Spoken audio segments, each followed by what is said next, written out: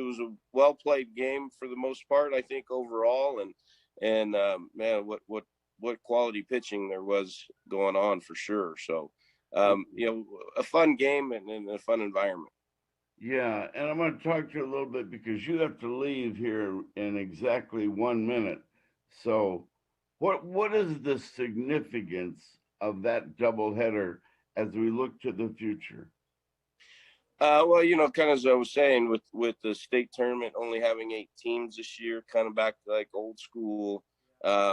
When I was back in high school, and you only got the district champion and the district runner up, we're the ones that made it in. We got 5 districts now, so it's the 5 district champions, and then 3 quote unquote at large teams.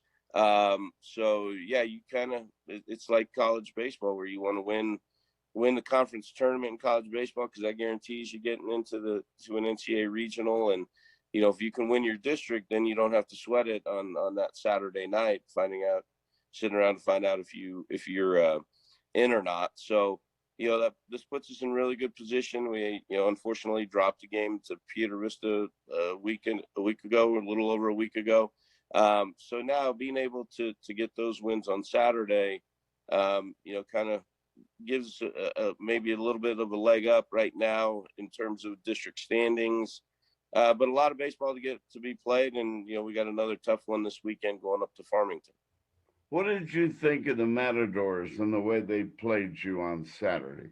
It's kind of what I expected. I mean, real good pitching, and their defense was solid. And then they got some key hits. The home run in the sixth, obviously, those are always nice and huge momentum changers in the course of a game.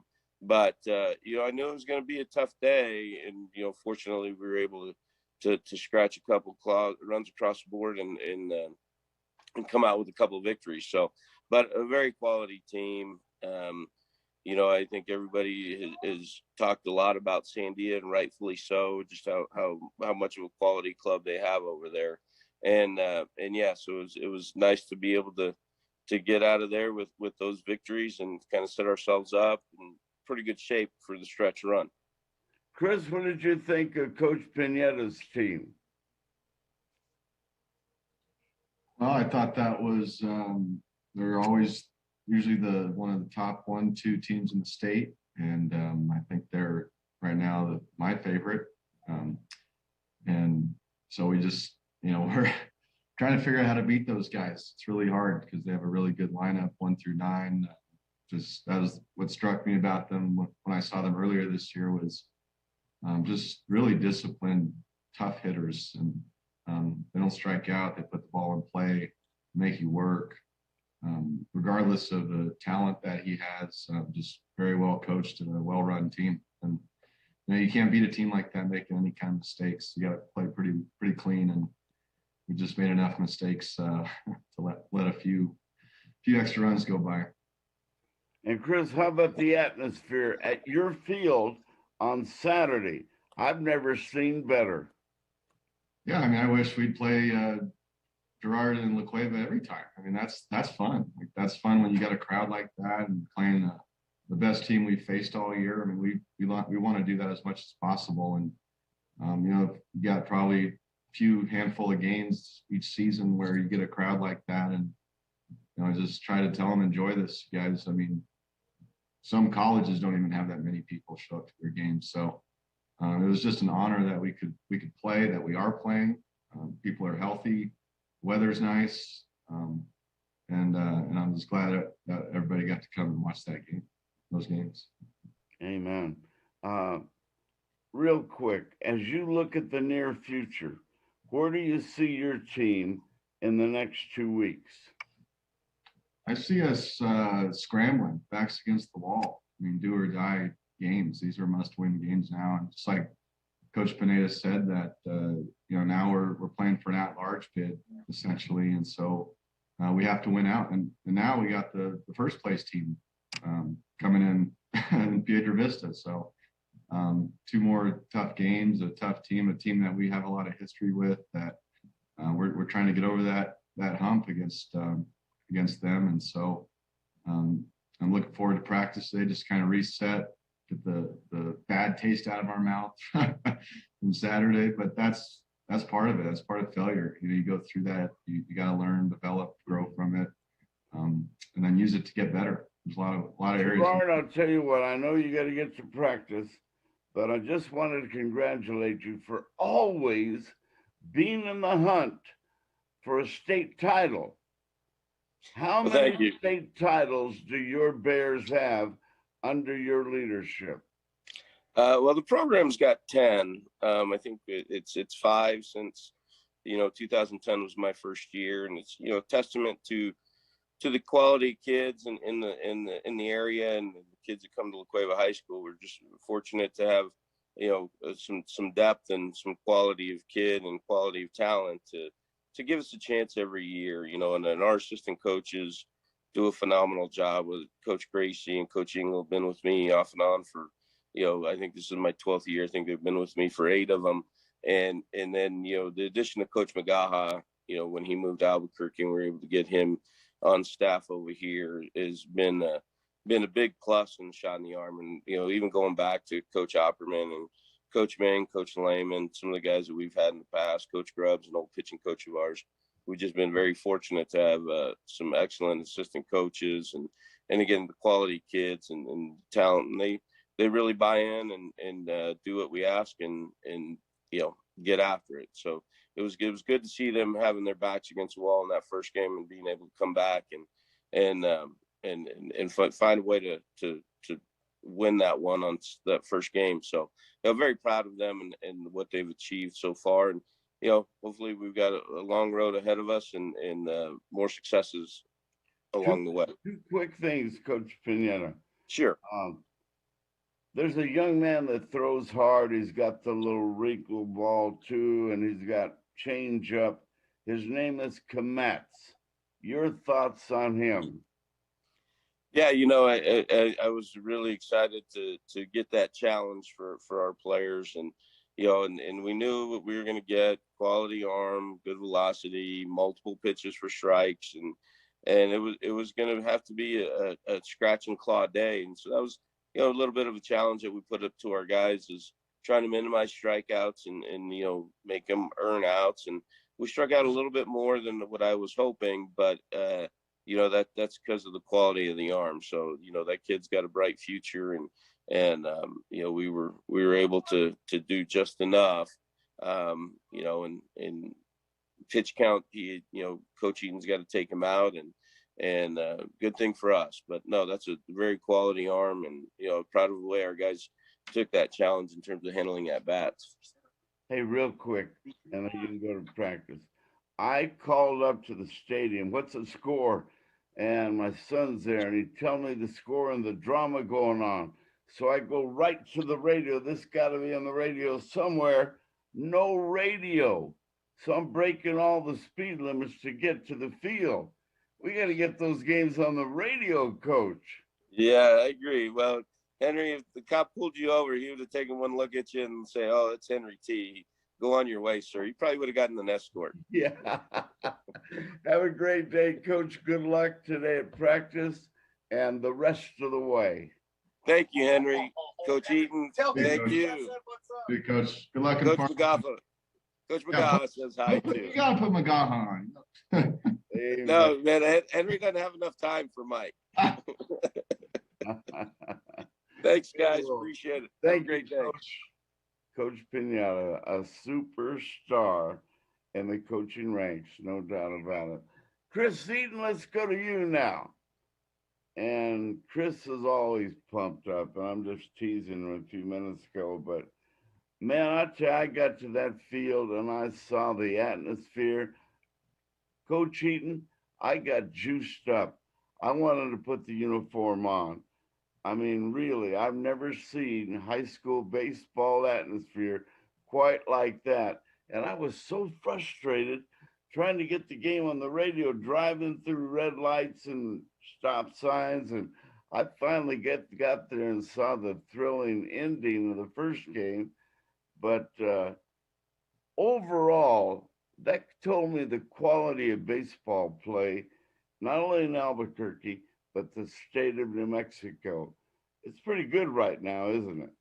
Yeah, I think it's probably, maybe some of the best times we've ever had in high school baseball with the talent we have, the coaching that we have around the city. So you saw the two best teams in Albuquerque face off in, 2 games and 2 one-run games. So it's that's the margin of difference right there between 1 and 2. So yeah, what else can you ask for?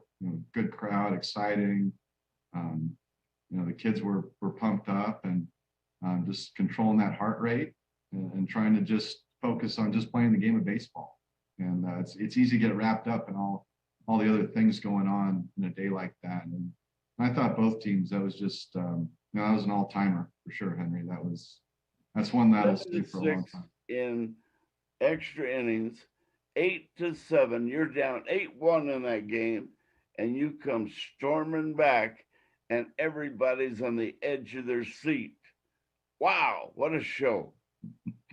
Yeah, we always feel like there's no time clock in baseball, so you play until the last out is made. And I know the character of our team that we're always going to play until the last out, fight till the end, and that was a great effort in both games. And then credit to La Cueva. I mean, they put us on the defense from the very start in the first inning, both games. So we were playing from behind. It's really tough on your offense. That puts a lot of pressure on your hitters to have to come back and score and take a lead. And then it puts more pressure on our pitchers. Those are more stressful pitches now for Jacob. And first time all year that Jacob and Matt both went to their pitch limits, and we had to take them out before the game ended. So, but if you said, hey, you got a 1-run lead, there's 2 outs, there's 2 strikes, you got Jordan Martinez on the mound, I'm like, let's bet the house. I mean, I'll take that every single day. So it's just one of those things where baseball is a cruel game at times. It'll break your heart. And they executed perfectly. La Cueva did every time they needed to. And even that 7th inning when they tied the game. I mean, they stole with 2 outs. The guy got the base hit with the guy stealing. So bang bang play. And then again the 8th inning when they took the lead. Guy at first base, 2 outs, and a ball just that finds the gap. And that's where the relay throws come into play, and just a little bit I mismanaged it just a little bit. I have the game on we were recording it, so I was able to kind of go back and watch it. And it's good because you see a lot of those things you need to work on, and different perspective. When you can step back and watch it, it's a little bit different than when you're actually in the middle of it. So there's a lot of good things that we need to work on and improve on. So we're ready and prepared for this coming Saturday. Because like I said, first place team now coming in. So it just, there's no breaks in our district. It's a tough one. Well, I love what you've done to your stadium.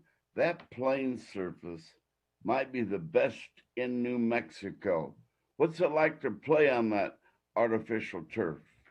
We're lucky. We're lucky we have the facility that we do, and to be able to play on turf, and it's new turf. And with the COVID pandemic, it's a lot of time we haven't even been on the field. So it's basically a brand new field that we're playing on. And we just try to stress to these kids that it's a privilege, it's an honor that you get to be on this field every day. So don't take it for granted, and represent your community and your school the best you can, and go out and perform. And I want people leaving thinking, hey, that's a team I want to come back and watch. And that was fun, and we're proud of that group. And so we're playing for a lot more than just the team and ourselves. We really think we're playing for everybody else, and a lot of people that we represent, especially kind of wanting to be that blue collar type team. We really want to embody that and just have that kind of mentality. Personally, I don't think baseball gets its fair share of recognition by all of the media.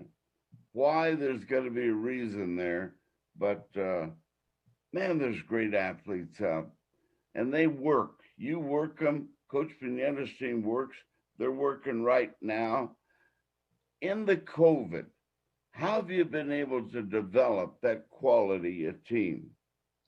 It's been probably the biggest challenge I've ever faced, whether it was playing or all the years I've coached. And we got on the field the minute that the governor allowed us to start practicing without pods again, and we've been utilizing those pods the whole time. So we really feel like we've been putting in that time that we lost as much as we can. We've had some long days, some long practices, but we try to schedule out the week so the kids feel fresh, because all of our games are on Saturdays. But I just want to say real quick, the coverage of our sport, I really think a lot of it is, we've talked about it as coaches, and we'd like to try to do something going forward in the future. And it's difficult because not every field and stadium can create like an entrance gate, but to charge some kind of ticket fee for our games. They do that for football, for basketball, for volleyball. When we get crowds like that, if you just charged even $1 or $2 per person, there's fundraising money. There's money that could go into a pool for all the other baseball and softball programs in our city. And so I think, we're at the end of the year. We're into summer. And then even in a normal year, Henry, school kind of ends almost when the state tournament ends. So there's really not a lot of time during the school year to really enjoy and be in the sport, and especially the state tournament time of the year. So, for the teams, the coaches, the families and communities that are playing right now, it's obviously really important to them. And we'd certainly like to find ways to keep growing and expanding our game, especially in our city, because as you said, and you've seen it, the quality of play, the players, the talent level, the pitching's as good as I've ever seen it. There's college pitchers on the mound for every single team that we're playing. So with wood bats, really tough to score and hit. Well, I tell you, it was enjoyable. You were intense. I tried to say hi to you out there, but you were too busy. You did give me a little head fake, but man, you were preoccupied.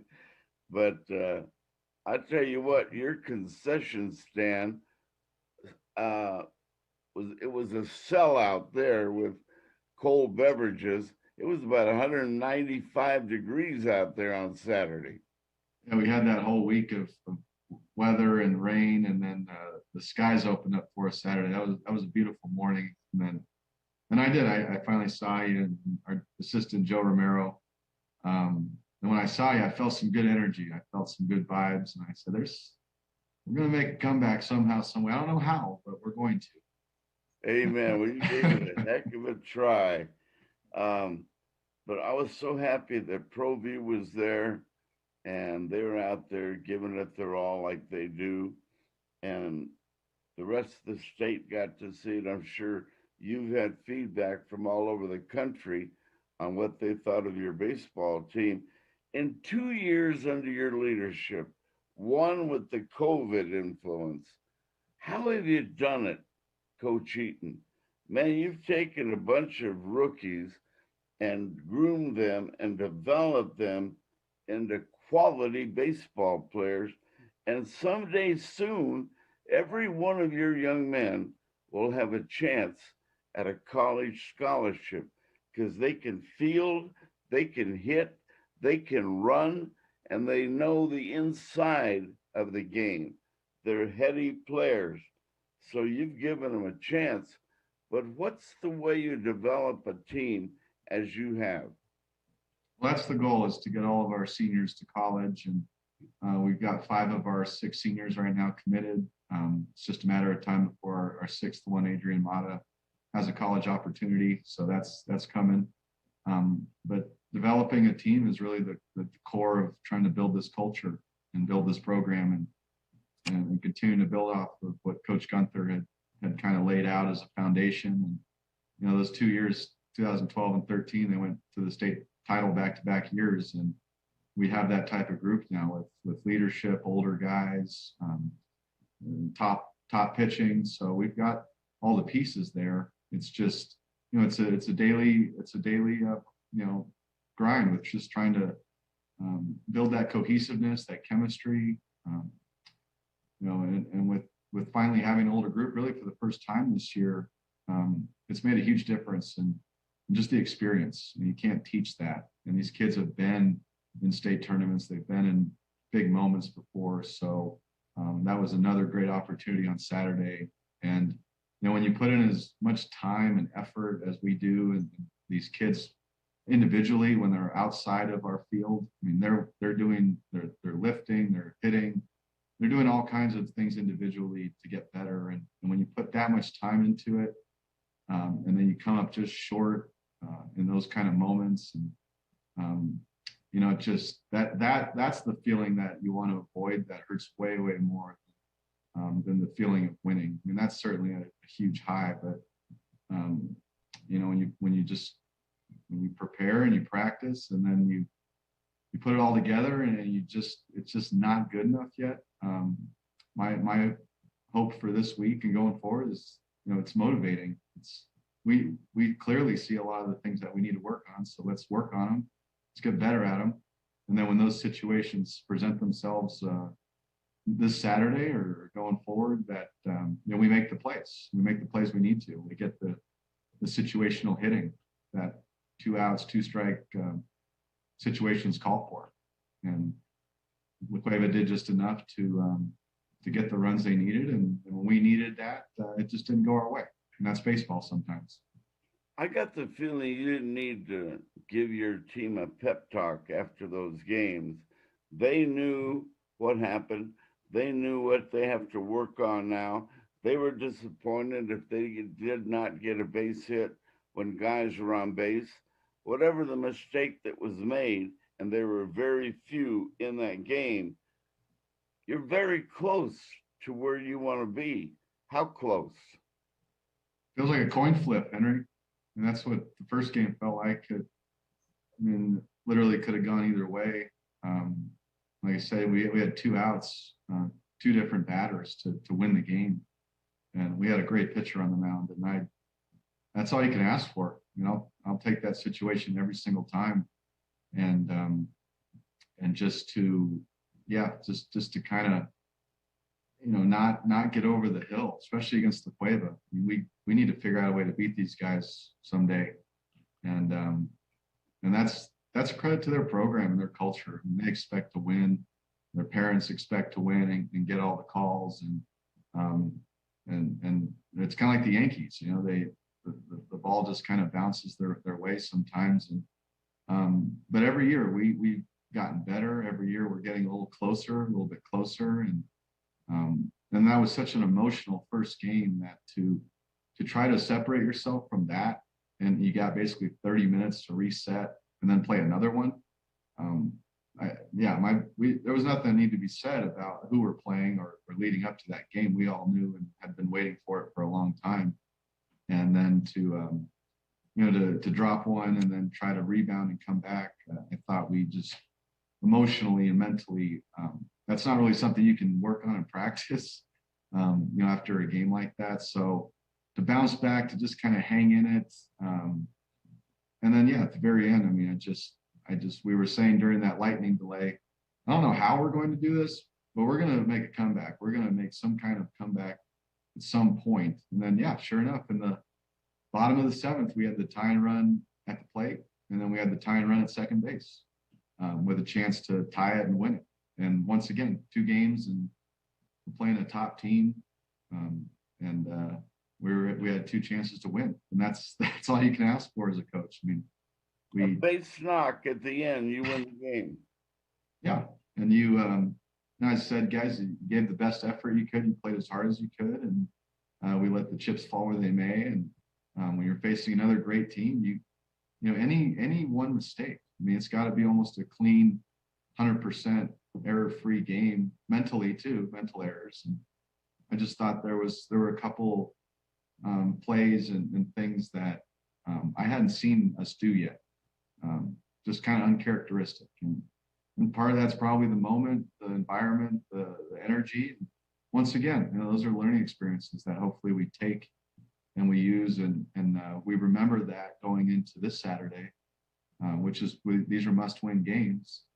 And then, we went from going undefeated, first place, and then within hours, we're in 3rd place. And that's how quickly it can all change. And now, luckily, it's still in our hands. but it's not like, some teams is rolling off the bus right now. I mean, this is going to be a team that we faced in the state tournament 2 years in a row. They're the epitome of a team that's playing great at the right time. And that's who we're getting at this time. Explain to the audience what's at stake, the standings, who plays who, and how you can get there. It's complicated, but it's possible. Yeah. So just like Coach Pineda said, and there's 5 districts, so there's going to be 5 district champions. It's only an 8-team tournament this year, so those 5 district champs will get in. I don't see La Cueva losing, so I think they're going to win the district. Piedra Vista right now is technically in first place because they split with La Cueva, so they're both 5-1. We're sitting at 4-2 in third place. So if we take care of business and basically win out, that puts us in second place and 16-2 overall. So I think that's good enough. You're in. That should be an at-large bid right there. So that's my message. I mean, there's no guarantee, but I would think that if our only 2 losses come to La Cueva, we're fine. But we can't afford to lose another game. I mean, it's like college football. Like, you got to win every game to get in that BCS playoff. Like, we need to win. We need to win every single game from here on out to ensure we're in the state tournament now. And knowing your kids, as I've watched them over the last 2 years under your guidance, they'll get tougher. They don't always need coach jumping on them to make them see the light. They've matured with some of the bad news they've experienced in the past 2 seasons. And then under Coach Gunther, I mean, they're ready to rock. They've had enough bad news, don't you think? Yeah, no, exactly. And that's a silver lining, is use this experience to learn from it, to grow from it, especially knowing what this feeling feels like, not wanting to sleep, probably not wanting to eat. I'm curious to, when I go out to the field today, what, kind of what our mood is, what our vibes are, especially from our seniors, Jacob Kamatz and Matt Romero. They took a couple tough innings out there that they hadn't had yet this year. So that's good for them. And it's good for us to be in those kind of games, those really tight, close games against really good teams. And because that's what the state tournament's going to be like. So to have 2 games basically of that environment and emotion is exactly what we need to prepare ourselves for, not just this year, but all those guys on the team who will be coming back next year. Wow. So it's going in the right direction, Henry. I mean, you'd like to see the record reflect that, especially against when we play La Cueva. That's the game we circle. Those are our rivals, and we're right there. We're right there. What time's practice today? We're gonna do practice at noon today. That's when we play our first game on Saturday. So I figured let's practice at the time we're gonna play at, and just get comfortable with the temperature, what the sun looks like out there, the weather. It's going to be hot today, so let's just try to turn the page, get the taste out of our mouth of Saturday. And we've been taking Mondays off with the long weeks, but I thought today it was important we get back on the field as quickly as we can and just try to refocus, regroup. I've got a list of things that I want to work on that I was watching from the game video that we need to improve on for next time. So those were some of the reasons why we ended up giving up a few of those critical runs. And it's simple stuff. It's playing catch, it's relays, it's holding runners. I mean, it's just the game doesn't change no matter what level you're at. It's just who can play it consistently and execute those moments, those big pitches. And there's something different about those last 3 outs of the game, unlike the other 18 before it. So I can tell those games on Saturday took a lot out of you because you give so much to that game and your kids. How much did it take from your kids? How emotional were they when those 2 drama thrillers were done? Yeah, it felt, and I don't know why, but when we played La Cueva, they're just like marathon days. And the last time we played these guys 2 years ago, because we didn't get to play them last year with COVID, I mean, it was like a 6 or 7 hour day. And so, I mean, that's such a grind, and emotionally and mentally and physically. And I thought that physically we were ready to play that second game. I just thought emotionally it was so draining, and then to not get the win out of that. I mean, I don't know how you teach that in practice. I kept saying there were situations during the game. I'm like, hey, we can't simulate this in an inter squad. I mean, this is perfect. This is why we play. This is why you put in all the work in the fall and the winter to get into moments like this. And I just kept saying, enjoy this moment. I mean, win or lose, like enjoy this time. I mean, this crowd, the fans. I mean, it doesn't get any better than this. So you guys get to play in that, and what an honor, that we get to be in those kind of games now, and playing for first place, playing for a district championship. I mean, that's what Sandia High School wants to be in every year, and we're in there now. We just need to kind of, get over that hill, and then and then you start feeling that confidence. Like, yeah, we know these games will go our way now, instead of we feel a little snake bitten, or we can't seem to beat these guys. What is it going to take? And it doesn't matter if it's who we play. We're playing the game of baseball, Henry. And if we play baseball better than the other team plays baseball, we're going to win. And credit to La Cueva, they played better when they needed to, and just that they explain to people your strategy in game one. You're down, what, 5-1 or something, then you make a dramatic comeback. And I don't even know if the ball left the infield. But there goes Chris Eaton, the mind guy that you are, figuring out little small ball strategy. Tell the audience what you pulled off. Well, I mean, we've really tried to work on that this year and add that part to our team, and that's bunting, it's stealing, it's playing that version of baseball, because I love to let all the hitters just get up and swing away. The reality is that's not winning baseball at our level. I mean, we have to execute, move a guy over, sack, fly. I mean, you don't necessarily need hits. And so if we can get enough guys to buy into their role, hey, your role is to bunt, it's to move a guy over, it's to work the at bat, I mean, those kind of things. So that was definitely a moment where, we need to kind of grind out a few at bats. We need to get some guys on base. When we had that first and third, when we tied the game, we work on that a lot too. Is that the delayed steal? Yeah, delayed steal, runner from third, taken off. Make the other team have to handle the ball and play catch too, and put a little pressure on those guys. And I mean, no one's perfect, so they make mistakes as well. And it was nice to see us execute some of that. And then, we had bases loaded, bottom of the fifth with one out. We gave those opportunities away. I mean, that could have been huge. I look at Jacob Kamatz on the mound, and I think back to those early innings, and I just think, gosh, if he'd just gotten a few quicker outs, Jacob finishes that game, throws a complete game. And that's not a slight to Jordan at all. It's just when Jacob's on the mound, Jacob should finish that thing, and he would, he holds that lead somehow, some way. But to take him out, that always will give another team confidence. Hey, we've got their best guy out of the game now. Whoever they throw is not Jacob, so we just feel like we can do something here. And that's what you see it in Major League Baseball in the World Series. When the Rays took out Snell, the Dodgers just felt like, hey, good, finally, their guy's out of the game. Now we can hit these guys. And but we have the relievers, we've got the pitching. It stacked up exactly as we needed it to. We had the lead going in the very last inning. And, a 2-out walk, Henry. 2-out walks just are killer. And we had a 2-out walk in that 7th.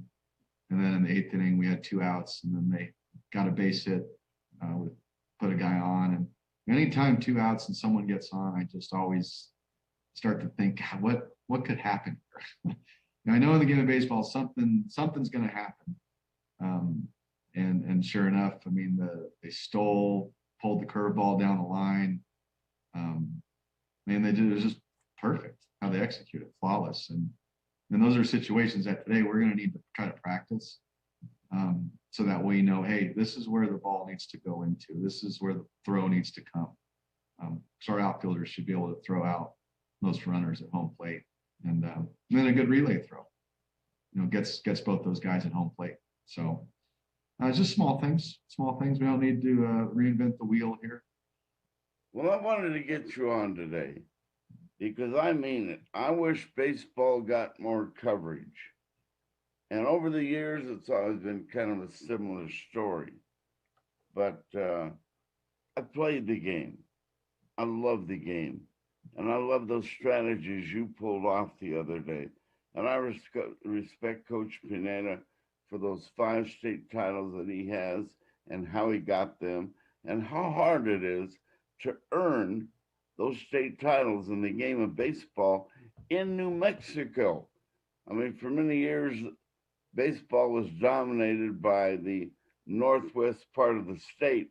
Those kids from Farmington can really play this game, as you well know. But yeah, we went up to Farmington and played those guys, really good games. And now we've got the other half of the Farmington teams coming here to our field. So you're right. And yeah, the coverage is great to see ProView there. You do so much for us. I know our news stations cover. But yeah, I mean, it's kind of a weird year, but the baseball is as good as it's ever been. And I'm glad there were a lot of people that were able to see it yesterday and see, where the teams are at and the level of play that our game has reached. And hopefully they keep coming out. That was fun. Amen. Amen. Well, ladies and gentlemen, and I know most of you understand before I even say, but Coach Chris Eaton was a great baseball player on the high school and college level. And what a star he was at Sandia Prep. And then eventually coached there. So, man, you're prepped up for this experience right now. You love the game. Tell us why. Well, it's just been, really as I get older, I think, Henry, the game to me teaches more about life, more so than ever. And in a world we're living in where everything's real positive and everybody gets a chance and opportunity and everything's fair, and baseball's quite the opposite. There's not a lot fair about it. It's a cruel game. And when you fail in the game, you players have to learn how to not just deal with the failure, but overcome it. And when you overcome failure in baseball, whether it's figuring out how to hit pitching or how to get your arms stronger, or you lose games, how do you figure out how to play better so you start winning those types of games? You take that in life and you go, hey, if I can overcome those obstacles in baseball, which is the toughest sport in the world, I can handle anything in my life, whether it's tragedies in life, family, school, jobs, adversity, just the things that life throws at us, which every single day you never know what may happen. So I try to keep that as the big picture. That's really why we're out here. It's about those relationships. It's about the camaraderie. It's about the memories, because outside of our dugout, no one really knows what we're doing or what it's like or what's really going into this. They just see the game. They just see the performance aspect. But it's all those, it's the practice, it's the workouts, it's the how you do anything, how you do everything. And there's days I want to just go play basketball instead. I go, hey guys, if you don't like baseball, go play another sport, with a lot higher success rate. You can go shoot 80-90% from the free throw line. But in baseball, if you're only hitting 3 out of the 10, you're a superstar. So that's a hard concept to understand, especially for young kids. And I just thought that we didn't get upset, we didn't throw stuff. We took the game, and that's the credit to an older team. Is guys go, okay, that's swallow that one, and then now how do we get better, instead of the sky's falling and oh my gosh, it's like, no, we're fine, we're in great position, and But yeah, Henry, trying to teach the game in those terms, big picture, life, how does it apply to the real world? And then obviously getting these guys to college, whether they go and play in college or not. We want them graduating, and they all have great opportunities.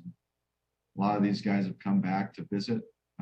That's a testament to our program and the kids. They come back, and it's important. They want to come and say hi and see how we're doing. So that's been the fun part these last 4 years coaching here is trying to build that program, that family environment. And then obviously along the way, we want to get better and win some games. So that's a byproduct though, as you know. How many of your kids have developed into potential college baseball players? They can play.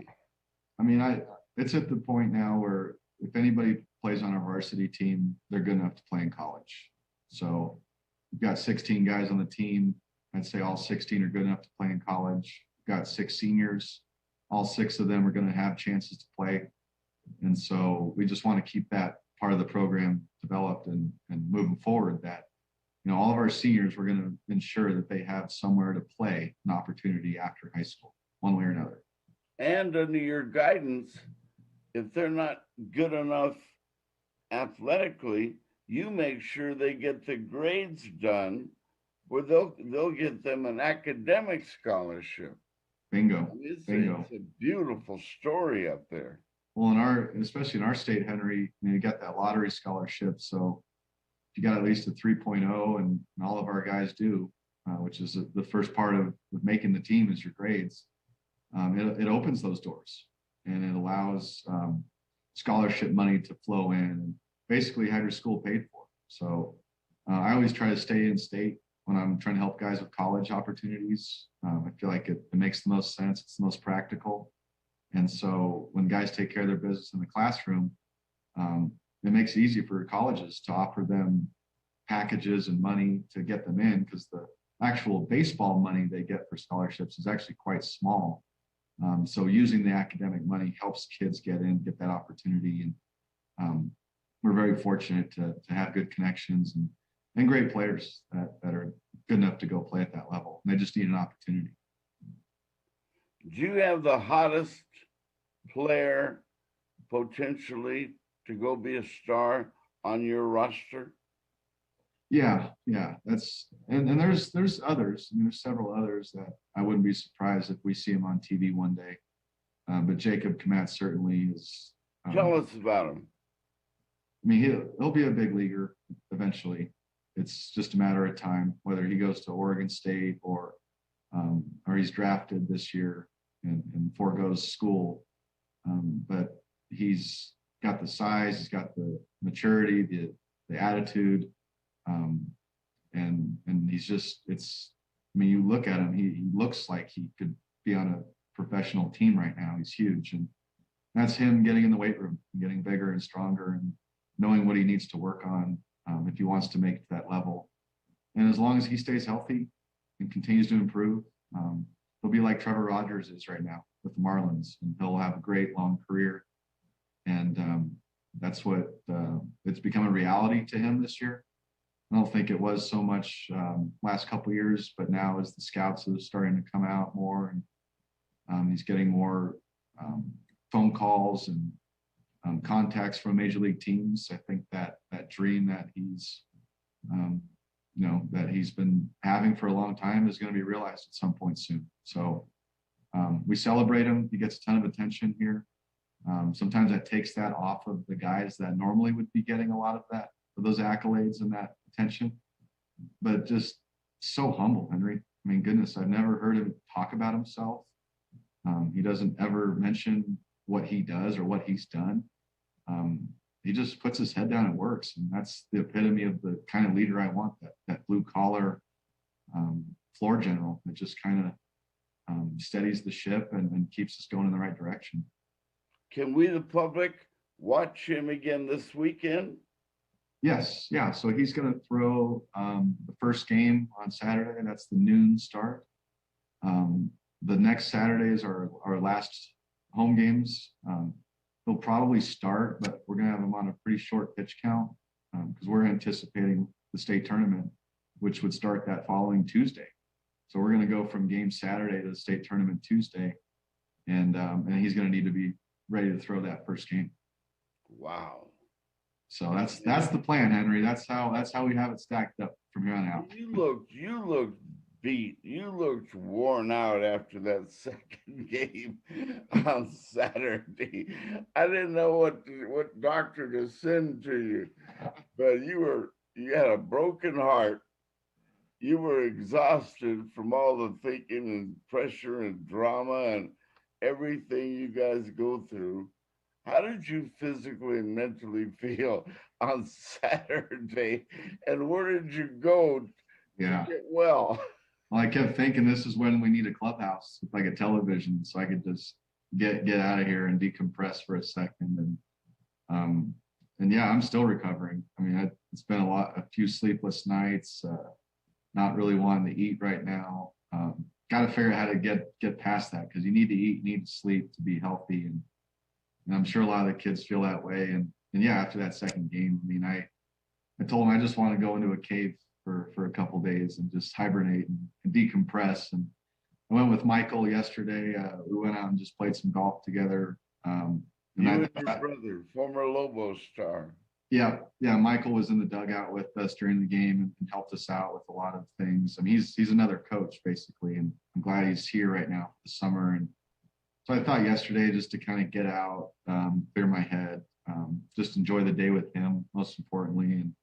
And that was probably the most proper response to everything that had happened, because you just need to get away for a day or so. But now it's like, all right, let's reset, let's get back on the field. And you had a day or so to kind of just do what you needed to do, guys, individually, to let this sink in and get over it. But yeah, I mean, my heart hurt. I felt sick. I felt terrible for the players. I mean, like I've said, they work so hard and they put in so much time, and to be right there and then just to come up so short, I ached for those guys. And because hopefully I'm here for a few more years at least, Henry. But these guys, these seniors, this is it for them. And I want to send them off on the best possible way possible.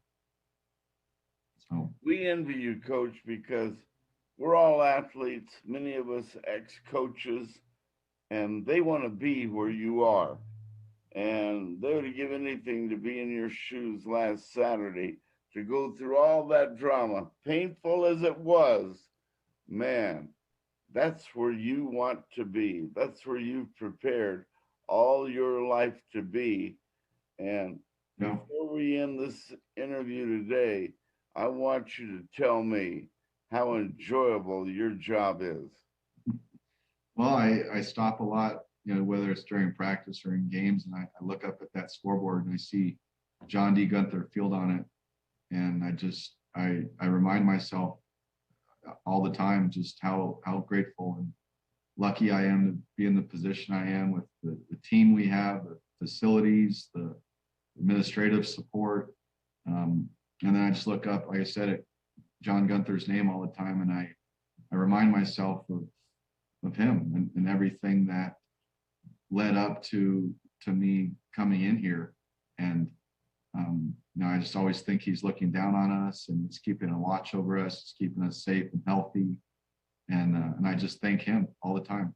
Just grateful, and all I want to do is just try to honor him and his legacy. And I said this a lot, but the last time I saw him, we'll be out there to see you on Saturday, and your opponent again. Yeah, playing Piedra Vista High School, Farmington. Hey, thank you for being on the show today. We'll be out there to visit with you. I know you're beat up mentally, physically, spiritually, but there's that Chris Eaton smile. Go join your team now, Coach, and give them the best from Henry T. Give them a good luck for me. I'll do that, Henry, and thanks for having me on. I appreciate it, and I look forward to talking with you soon. Oh, what a pleasure.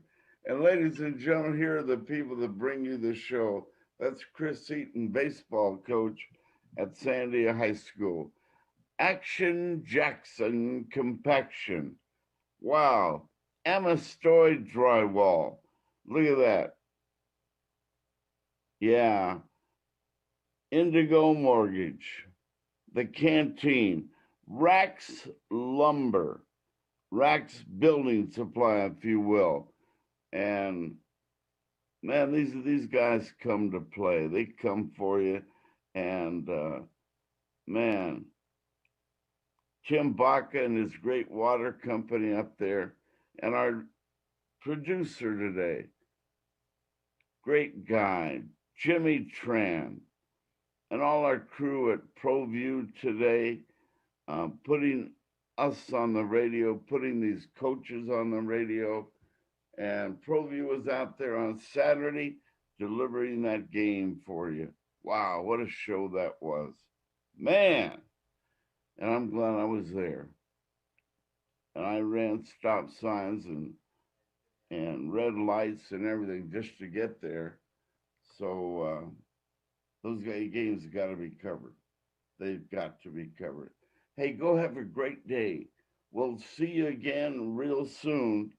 And man, I'm glad you're with us today.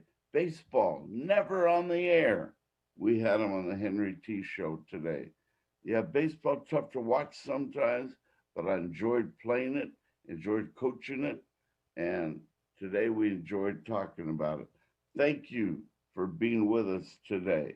And go see those Matadors or the Bears or your favorite team this weekend, the final weekend of the regular season. Have a great day. God bless all of you. We'll see you in the very near future.